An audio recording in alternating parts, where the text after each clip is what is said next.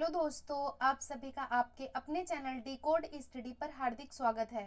तो I hope आप लोग अच्छे होंगे और अपनी पढ़ाई को कंटिन्यू कर रहे होंगे। तो चलिए आज शुरू करते हैं नए जोश के साथ आज के कुछ इम्पोर्टेंट क्वेश्चन क्विज। तो देर न करते हुए शुरू करते हैं आज के सेशन को।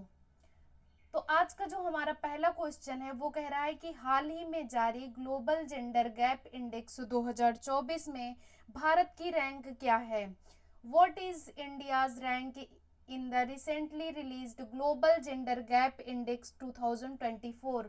ऑप्शन ए है 127, ऑप्शन बी है 126, ऑप्शन डी है 129, ऑप्शन डी है नन ऑफ द एबव, इनमें से कोई नहीं।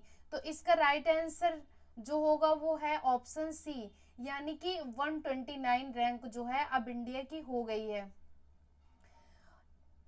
129 रैंक हो गई है। ये 2 स्थान पिछले साल के अपेक्षा जो है ये 2 स्थान फिसल कर नीचे आ गया है, यानी कि इसके पहले जो है 127 रैंक थी 2023 में। 2023 में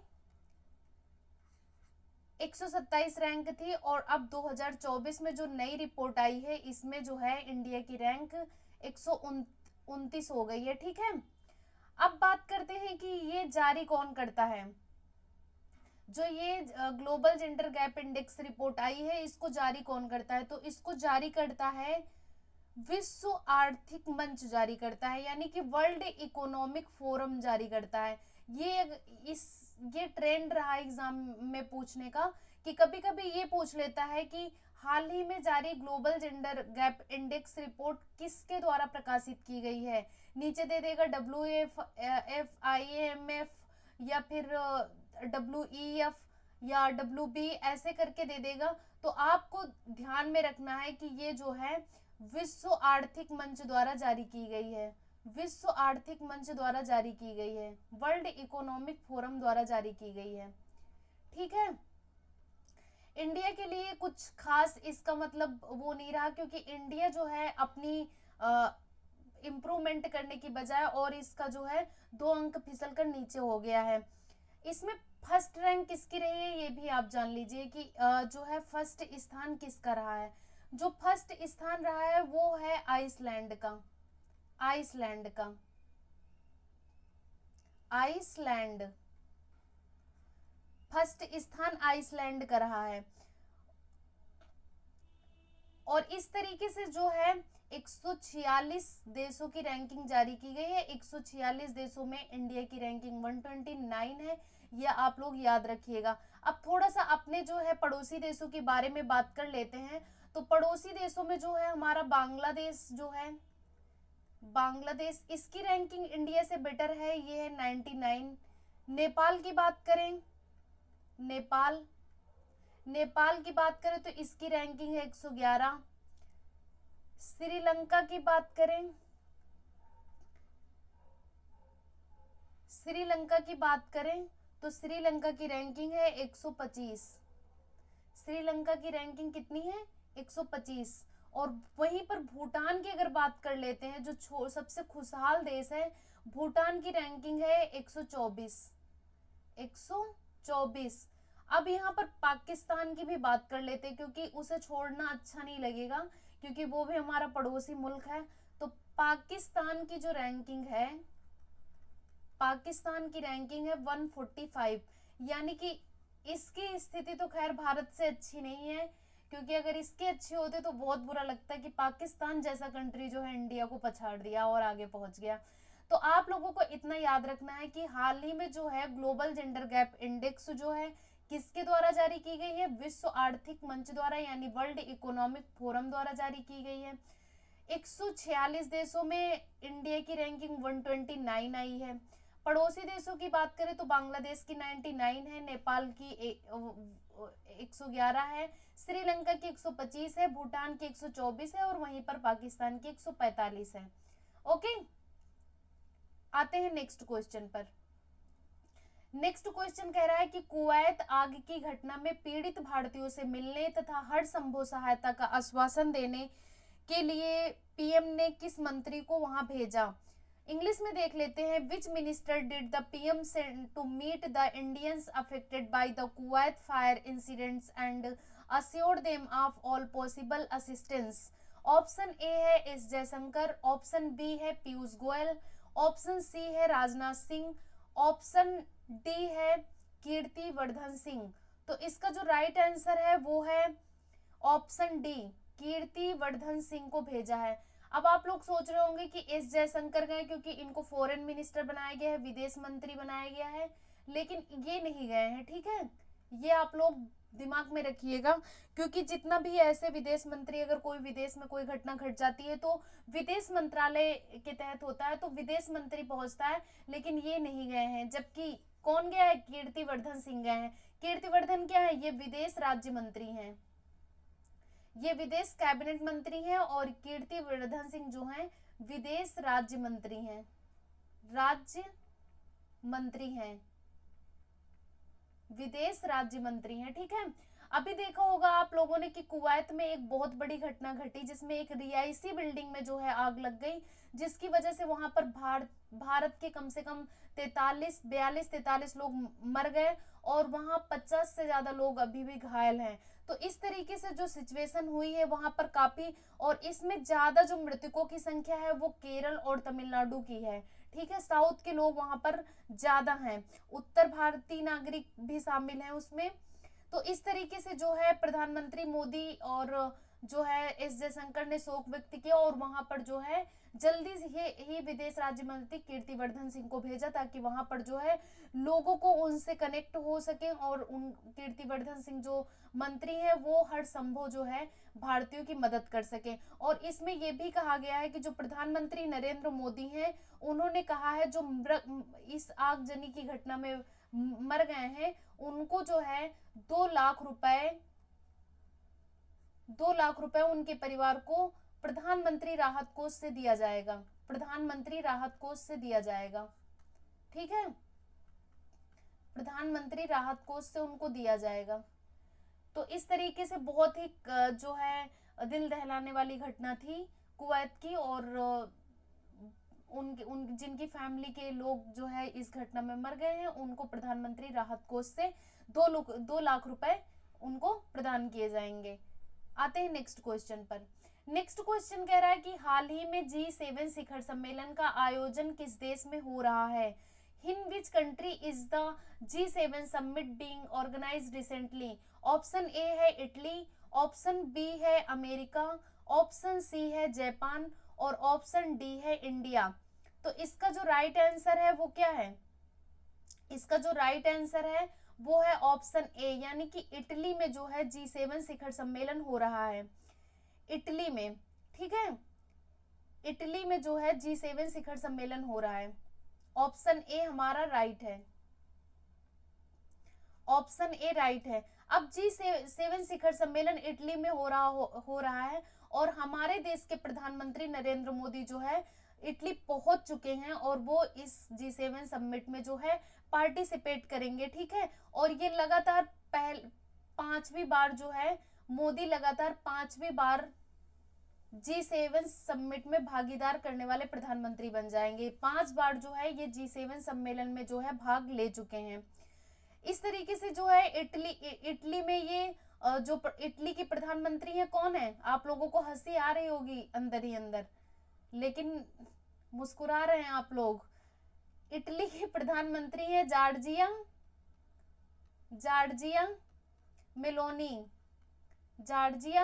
मेलोनी। इनकी खूब मीम्स बने थे प्रधानमंत्री मोदी के साथ। तो इनके साथ जो है इनकी द्विपक्षीय बैठक भी होगी। जो हमारे देश के प्रधानमंत्री हैं और जो इटली की प्रधानमंत्री हैं जॉर्जिया मेलोनी, इनके साथ जो है द्विपक्षीय बैठक करेंगे। और G7 समिट में जो है ये प्रधानमंत्री नरेंद्र मोदी जो अपना पिछले वर्ष G20 हुआ था, G20 के जो भी परिणाम रहे हैं उन पर जो है इस पे चर्चा करेंगे, ठीक है। और हो सकता है यूक्रेन में चल रहा है जो युद्ध और गाजा का संघर्ष है उस पे भी चर्चा हो सकती है।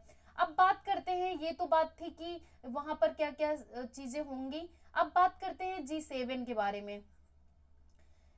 G7 में कौन कौन से देश शामिल हैं? क्या भारत इसमें शामिल है? आपके दिमाग में ये क्वेश्चन आ रहा होगा, लेकिन नहीं, भारत इसमें शामिल नहीं है। इसमें शामिल होने वाली जो कंट्री है वो है कनाडा। ये आप लोग नोट कर लेना, बहुत इंपॉर्टेंट है, क्योंकि कभी कभी आ जाता है क्वेश्चन कि G7 देश में कौन सा G7 में कौन सा कंट्री शामिल नहीं है। तो आप लोगों को याद रहेगा तो आराम से आप आंसर कर पाएंगे। तो G7 में शामिल होने वाली कंट्री है Canada, France, Germany,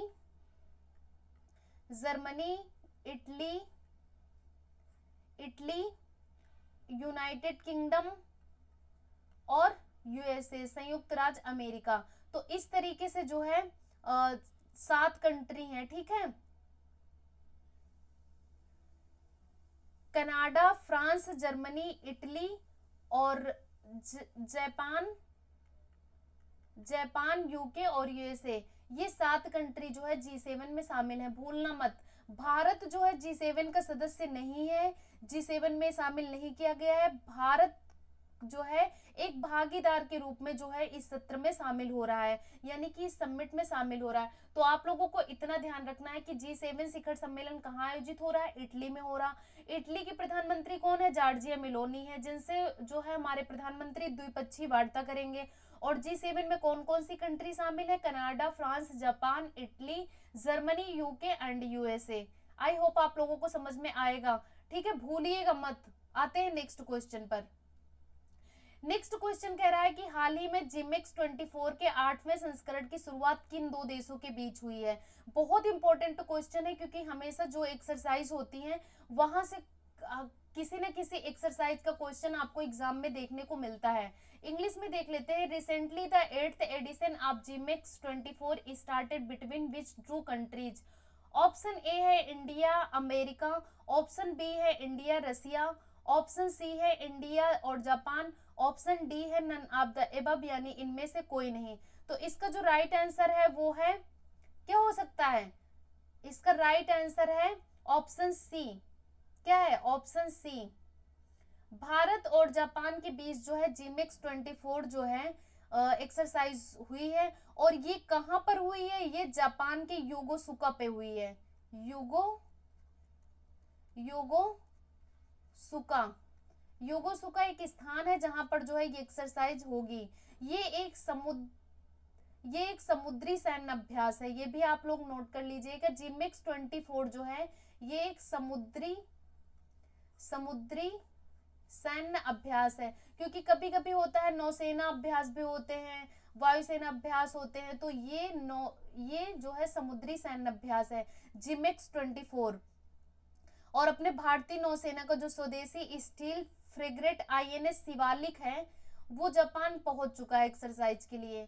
INS Shivalik, अगर पूछा जाए क्वेश्चन घुमा के, बिल्कुल ध्यान दीजिएगा कि अगर पूछा जाए कि जो अभी हाल ही में जिमिक्स एक्सरसाइज जिमिक्स 24 हुई है उसमें अपने देश का कौन सा जो है स्टील ब्रिगेड शामिल हुआ है, तो आप लोगों को ध्यान रखना है कि INS शिवालिक जो है इसमें शामिल हुआ है, ठीक है। INS शिवालिक इसमें शामिल हुआ है। और जापान की ओर से जो है गाइडेड मिसाइल डिस्ट्रॉयर JS यूगरी शामिल हुई है। मतलब इंडिया की तरफ से INS शिवालिक और जापान की तरफ से JS यूगरी शामिल हुई है। ओके, आते हैं नेक्स्ट क्वेश्चन पर।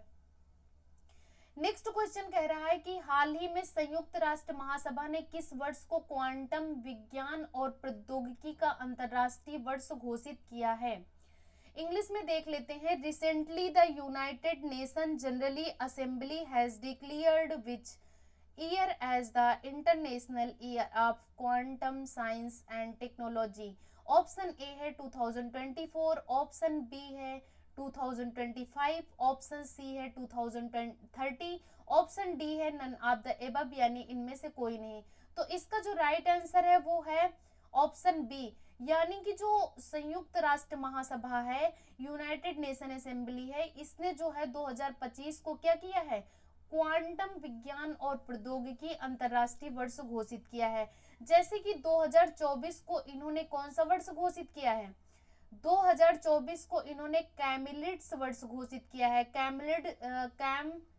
कैमलिड्स कैम्बलिड्स वर्ष के रूप में ये मनाया जाएगा। ठीक है, तो ये भी आप लोग ध्यान रखिएगा। जैसे आ जाए कि 2023 तो मिलेट्स जो है मनाया गया था, मिलेट्स वर्ष यानी मोटे अनाज के रूप में मनाया गया था। वैसे ही 2024 कैम्बलिड्स और 2025 जो है क्वांटम विज्ञान प्रौद्योगिकी अंतरराष्ट्रीय वर्ष के रूप में मनाया जाएगा। अब बात करते हैं कि क्वांटम यांत्रिकी की नींव किसने रखी थी, थोड़ा जान लेते हैं। तो 1925 में जो है 1925 में जर्मन भौतिकी वैज्ञानिक थे वर्नर हाइजेनबर्ग, वर्नर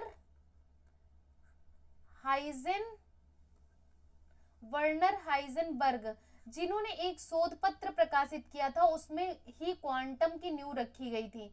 अब क्वांटम बनाने का प्रस्ताव जो पारित किया गया है, इसका मेन उद्देश्य क्या है? इसका मेन उद्देश्य कि जागरूकता बढ़ाना और क्वांटम विज्ञान के बारे में लोगों को अवेयर करना, जिससे क्या हो कि जो यूथ है हमारा इसके अध्ययन के प्रति आकर्षित हो, यानी कि क्वांटम के बारे में वो जान सके और क्वांटम के बारे में जो है वो और ज्यादा नॉलेज गेन सके, और इसके उपयोग को कैसे बढ़ावा दिया जा सके, कैसे इसको प्रोत्साहित किया जा सके क्वांटम साइंस को, इसके लिए जो है ये किया गया। जैसे मिलेट्स वर्ष घोषित किया गया था, तो मोटे अनाज के बारे में लोगों को अवेयर करना कि वो हमारी बॉडी के लिए, ये हेल्थ के लिए कितना अच्छा है और वो उसे हमें खाने से क्या क्या फायदे हो सकते हैं। तो इसी तरीके से जो है क्वांटम साइंस के महत्व को जो है बढ़ावा देने के लिए और इसकी इंपॉर्टेंस और लोगों को अवेयर करने के लिए जो है quantum science and technology year मनाया जाएगा 2025 में। क्लियर? आते हैं नेक्स्ट क्वेश्चन पर। नेक्स्ट क्वेश्चन कह रहा है कि हाल ही में केंद्र सरकार ने नवगठित सरकार के पहले निर्णय में किस योजना की 17वीं किस्त जारी की है? Recently, in the first decision of the newly formed government, the central government released the 17th installment of which scheme? Option A है PM Awas Yojana, option B है पीएम कृषि सिंचाई योजना, ऑप्शन सी है पीएम किसान निधि योजना, ऑप्शन डी है none of the above, यानी इनमें से कोई नहीं। तो इसका जो राइट आंसर है वो क्या होगा? यानी कि अभी हाल ही में आप लोगों ने देखा होगा कि जो है हमारी नई सरकार एनडीए की बनी है, एनडीए की नई सरकार बनी है जो कि गठबंधन की सरकार है, जिसके प्रधानमंत्री कौन बनाए गए हैं? नरेंद्र मोदी बनाए गए हैं। अब जो 18वीं लोकसभा चुनाव था, ये कौन सा चुनाव था? 18वीं लोकसभा का चुनाव हुआ। ये भी आप लोग ध्यान रखिएगा कि कौन सी लोकसभा का चुनाव हुआ है, नंबर कौन सा है, तो 18वीं लोकसभा का है। तो एनडीए की सरकार बनी है। अब नवगठित सरकार ने सबसे पहले डिसीजन लिया कि किसानों के लिए कुछ किया जाए, तो किसानों के लिए ये जो पहले से चली आ रही योजना पीएम किसान निधि योजना, इसके लिए इन्होंने क्या किया? 6,000 रुपए जो मिलते थे, इसमें जो है इन्होंने 17वीं किस्त पहले ही जारी कर दी। यानी सबसे पहला काम इन्होंने क्या किया? ऑप्शन सी इसका राइट आंसर है, पीएम किसान निधि योजना की 17वीं किस्त जारी कर दी। इसमें क्या मिलता था? इसमें प्रतिवर्ष 6,000 रुपए की राशि 3 किस्तों में मिलती थी। 6,000 रुपए की राशि जो है प्रतिवर्ष 3 किस्तों में प्रदान की जाती थी किसानों को, 3 किस्तों में मिलती थी। ठीक है, 2-2 हजार करके 3 किस्तों में जो है ये किसानों के बैंक में ट्रांसफर किया जाता था। अब दूसरी बात है कि एक और चीज जान लीजिए कि पीएम किसान निधि जो स्कीम है ये कब शुरू की गई है? ये 2019 में शुरू की गई, 2019 में शुरू की गई, और ये पूरी तरीके से जो है 100% ये केंद्र सरकार की योजना है। यानी कि इस योजना का जो भी वे होता है, जो भी वित्त पोषण होता है, वो भारत सरकार द्वारा किया जाता है। यानी कि इसमें किसी राज्य सरकार का कोई योगदान नहीं है, इसमें राज्य सरकार का कोई योगदान नहीं, याद रखने। ये पीएम किसान निधि स्कीम जो है ये पूरी तरीके से केंद्र प्रायोजित स्कीम है और इसका पूरा वहन जो है, पूरा वित्त पोषण भारत सरकार द्वारा किया जाता है। ठीक है, तो जैसे ही इनकी सरकार बनती है, इन्होंने इसके जो है 17वीं किस्त जारी कर दी है, जो कि किसानों के लिए खुशी की बात है। आते हैं नेक्स्ट क्वेश्चन पर। नेक्स्ट क्वेश्चन कह रहा है कि हाल ही में अंतरराष्ट्रीय खगोलीय संघ ने मंगल ग्रह पर स्थित एक क्रेटर का नाम किसके नाम पर रखा है? इंग्लिश में देख लेते हैं। Recently after whom as the International Astronomical Union named a crater located on Mars? Option ए है doctor Anil Bhardwaj, option B है professor Devendra Lal, option C है मध्य प्रदेश, ऑप्शन डी है उत्तराखंड। अब आप लोग के दिमाग में आ रहा होगा कि मैम ने दो नाम तो रखे आदमी के और दो नाम राज्य के क्यों रख दिए, यानी कि दो नाम तो किसी व्यक्ति के नाम पर है, डॉक्टर अनिल भारद्वाज और प्रोफेसर देवेंद्र लाल, लेकिन दो नाम हमने स्टेट के नाम पे क्यों रखे। इसके पीछे कुछ रीजन है, अभी हम उसके बारे में चर्चा करेंगे। तो इसका जो राइट आंसर है वो है ऑप्शन बी। कौन सा है? ऑप्शन बी, यानी कि प्रोफेसर देवेंद्र लाल जो है इनके नाम पर एक क्रेटर का नाम रखा गया है। अब बात करते हैं थोड़ा सा कि ये मध्य प्रदेश और उत्तराखंड रखने के पीछे रीजन क्या है। अभी जो है हाल ही में 3 क्रेटर की खोज की गई है, 3 क्रेटर जो है खोजे गए हैं, ठीक है, 3 क्रेटर खोजे गए हैं, जिसमें से एक क्रेटर का नाम किसके नाम पर रखा गया है? प्रोफेसर देवेंद्र लाल के नाम पर रखा गया है। लेकिन जो दो अन्य क्रेटर हैं, जो दो अन्य, इसको खोज किसने किया है ये भी जान लीजिए। 3 क्रेटर की खोज की गई है, ये अहमदाबाद की फिजिकल रिसर्च लेबोरेटरी ने किया है, ठीक है, PRL, फिजिकल रिसर्च लेबोरेटरी, और ये कहाँ की है? अहमदाबाद। अहमदाबाद के जो वैज्ञानिक हैं इन्होंने 3 क्रेटर मंगल ग्रह पर खोजे, ठीक है। तो इसमें जो है एक क्रेटर का नाम तो इन्होंने प्रोफेसर देवेंद्र लाल के नाम पर रखा, लेकिन जो दो अन्य क्रेटर थे, जो दो अन्य क्रेटर हैं, दो अन्य क्रेटरों का नाम इन्होंने दो राज्यों के कस्बों के नाम पे रखा, यानी कि उत्तर प्रदेश प्लस बिहार, यहाँ के दो कस्बे हैं उनके नाम पर दो क्रेटर का नाम रखा है। तो ये बहुत बड़ी बात है, उत्तर प्रदेश और बिहार के कस्बों के नाम पर रखा गया।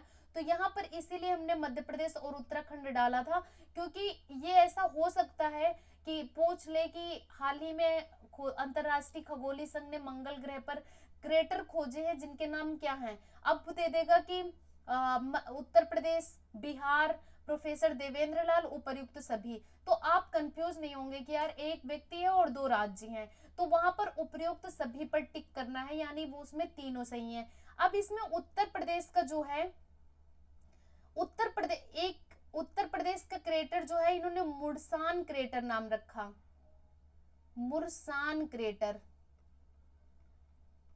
मुर्सान क्रेटर, मुर्सान क्रेटर नाम रखा। मुर्सान क्रेटर जो है उत्तर प्रदेश का क्या है? एक कस्बा है, उत्तर प्रदेश का कस्बा है, जहां पर जो है PRL के जो वर्तमान निदेशक हैं डॉक्टर अनिल भारद्वाज, जिनका भी हमने नाम मेंशन किया है, इनका जन्म यही मुर्सान में हुआ था। तो इन्होंने अपना ना नाम रख के इन्होंने अपने कस्बे के नाम से क्रेटर का नाम रख दिया। देखो, जिस आप जहां जन्म लेते हो और आप दुनिया के किसी भी कोने में काम करो, लेकिन आपको हमेशा अपनी जन्मभूमि तो याद ही रहती है। तो इन्होंने मुर्सान में इनका जन्म हुआ और मुर्सान के नाम पर इन्होंने क्रेटर का नाम रख दिया, और इससे उत्तर प्रदेश चर्चा का विषय बन गया। यानी कि उत्तर प्रदेश के किसी कस्बे के नाम पर जो है क्रेटर का नाम रख दिया गया, बहुत बड़ी बात है।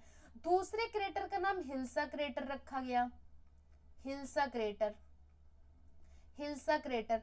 अब हिल्सा जो है ये बिहार का एक कस्बा है, हिल्सा क्या है? बिहार का एक कस्बा है। और यहाँ पर कौन से वैज्ञानिक ने जन्म लिया है? यहाँ पर डॉक्टर राजीव रंजन भारती का जन्म हुआ है, जो कि इसी टीम का हिस्सा है जो क्रेटर की खोज की है। डॉक्टर राजीव रंजन भारती, डॉक्टर राजीव रंजन भारती, भारती, ये जो डॉक्टर राजीव रंजन भारती हैं और जो क्या बोलते हैं डॉक्टर अनिल भारद्वाज हैं और प्रोफेसर देवेंद्र लाल हैं, ये सब जो है ये क्रेटर जो PRL है इसी के वैज्ञानिक है वर्तमान में, और इन्होंने ही खोज की है। लेकिन एक क्रेटर का नाम जो है वहां पर प्रोफेसर देवेंद्र लाल के नाम पर रखा गया है, और जो दो क्रेटर और है मुर्सान क्रेटर और हिल्सा क्रेटर, इसमें जो है इन लोगों ने अपना नाम ना देकर अपने स्थान जहां जन्मभूमि है उसका नाम दे दिया। उत्तर प्रदेश में मुर्सान कस्बा और बिहार में हिल्सा, और दोनों का नाम रख दिया गया मुर्सान क्रेटर और हिल्सा क्रेटर। अब यहाँ पर क्वेश्चन, ये बहुत इंपॉर्टेंट क्वेश्चन है, बिल्कुल भी अवॉइड मत कीजिएगा। यहाँ पर जो है एग्जाम में ऐसे भी क्वेश्चन आ सकता है कि हाल ही में अंतरराष्ट्रीय खगोलीय संघ द्वारा मंगल ग्रह पर स्थित जो मुर्सान क्रेटर की खोज की गई है, ये उत्तर प्रदेश में किसके नाम पर रखा गया है? वैज्ञानिक है, कस्बा है, या शहर है, क्या है? तो ऐसे भी पूछा जा सकता है, तो आप लोगों को ध्यान में रखना है। ओके, आते हैं नेक्स्ट क्वेश्चन पर। नेक्स्ट क्वेश्चन कह रहा है कि हाल ही में hockey mains junior world cup 2025 की मेजबानी कौन सा देश करेगा? इंग्लिश में देख लेते हैं। Recently which country will host the hockey mains junior world cup 2025? Option A है इंडिया, ऑप्शन बी है चाइना, ऑप्शन सी है जापान, ऑप्शन डी है रसिया। अब आप लोग सोच रहे होंगे कि यार इसमें नाम बहुत बड़े बड़े हैं, चाइना का है, जापान का है, रसिया का है, इंडिया का तो हो ही नहीं सकता, इंडिया नहीं कर पाएगा मेजबानी। लेकिन अब वो पहले जैसा वाला इंडिया नहीं रहा, इंडिया की जो विश्व स्तर पर साख है ना वो बहुत बढ़ गई है। तो hockey mains junior world cup 2025 की अध्यक्षता कौन करेगा? कौन करेगा? अपना प्यारा भारत करेगा, यानी ऑप्शन ए जो है राइट आंसर है। ठीक है, भारत जो है 2025 की hockey mains junior world cup की जो है मेजबानी करेगा। अच्छा, हॉकी इंडिया जो है इसके अध्यक्ष कौन है? अंतरराष्ट्रीय हॉकी इंडिया, भारत चुना गया। हॉकी इंडिया, जो हॉकी इंडिया है इसके अध्यक्ष कौन है? इसके अध्यक्ष हैं डॉक्टर दिलीप तर्की, डॉक्टर दिलीप तर्की, ये हॉकी इंडिया के अध्यक्ष हैं। ठीक है, और जो FIH के अध्यक्ष हैं वो हैं दातो तैयब इकराम। ठीक है, दातो तैयब इकराम। इसमें जो है इस टूर्नामेंट में पहली बार जो है जूनियर विश्व कप में कितनी टीमें शामिल की जाएंगी? 24 टीमें इस विश्व कप में शामिल की जाएंगी। ठीक है, ये आप लोग को ध्यान रखना है कि 24 टीम इसमें शामिल की जाएंगी। और ये हमारे देश के लिए काफी गर्व की बात है कि जो है 2025 का जो hockey mains junior world cup हो रहा है वो अपने भारत देश में हो रहा है। इसके पहले जो है 2023 में जो संस्करण हुआ था वो कहाँ हुआ था? 2023 का मलेशिया में हुआ था, मलेशिया में हुआ था, ये भी आप लोग ध्यान रखिएगा। 2023 का मलेशिया में हुआ था जिसमें जर्मनी जीता था, जर्मनी जीता था। और भारत की रैंकिंग जो थी वो कौन सी थी? भारत की रैंकिंग 4th थी, यानी भारत जो है 4th नंबर पर आया था। तो इतना आप लोगों को ध्यान रखना है कि hockey mains junior world cup 2025 Bharat में होगा। भारत की हॉकी टीम के अध्यक्ष डॉक्टर दिलीप तर्की, और इसमें पहली बार 24 टीमें जो है इस विश्व कप में भाग लेंगी। और इसके पहले जो 2023 में हुआ था वो मलेशिया में हुआ था जिसमें जर्मनी जीता था और भारत की रैंक उसमें 4th आई थी। ओके, इस तरीके से आज के हमारे बहुत ही इंपॉर्टेंट क्वेश्चन थे जो कि एक भी मिस करने वाले नहीं थे। और आप लोग जो है ज्यादा से ज्यादा लोग आप जुड़े रहिए हमारे साथ और देखिएगा कि हम हर दिन ना बहुत कुछ लेके आते हैं और एक क्वेश्चन में किस तरीके से उससे रिलेटेड तोड़ मड़ोड़ के कैसा भी एग्जामिनर पूछेगा आप उसका आंसर कर लेंगे। जब आप एग्जाम हॉल में जाएंगे तो आप कहेंगे अरे ये तो बहुत ही आसान क्वेश्चन है, मैं ये तो बहुत इजी आया है। तो इस तरीके से जब आप पढ़ते रहेंगे तब आपको क्वेश्चन इजी लगेगा, क्योंकि क्वेश्चन टफेस्ट कोई नहीं होता है, जब हम पढ़ते नहीं है तो उसको टफ बना देते हैं, यानी कि हमने उसको पढ़ा नहीं, उसके बारे में जानते नहीं है। तो आप लोग अगर डेली न्यूज़पेपर मिस भी कर देते हैं, कोई मैगजीन नहीं भी पढ़ते हैं, लेकिन अगर आप हमारी क्लास कंटिन्यू करेंगे ना तो आपका कोई भी क्वेश्चन छूटने नहीं पाएगा। ठीक है, तो ज्यादा से ज्यादा आप लोग जुड़िए और अपने दोस्तों को भी जोड़िए और ज्यादा से ज्यादा जो है चैनल को लाइक शेयर एंड सब्सक्राइब करना ना भूलिए। आप जितना लाइक करेंगे, जितना शेयर करेंगे, उतना ही हमारा मोटिवेशन बढ़ेगा और हम आपके लिए और अच्छा कंटेंट लाते रहेंगे। तो इसी तरीके से आप लोग का हमारे साथ सपोर्ट बना रहेगा। आई होप आप लोग ज्यादा से ज्यादा चैनल को लाइक एंड शेयर सब्सक्राइब करेंगे। Thank you so much all of you. मिलते हैं न्यू सेशन न्यू एनर्जी के साथ। Thank you.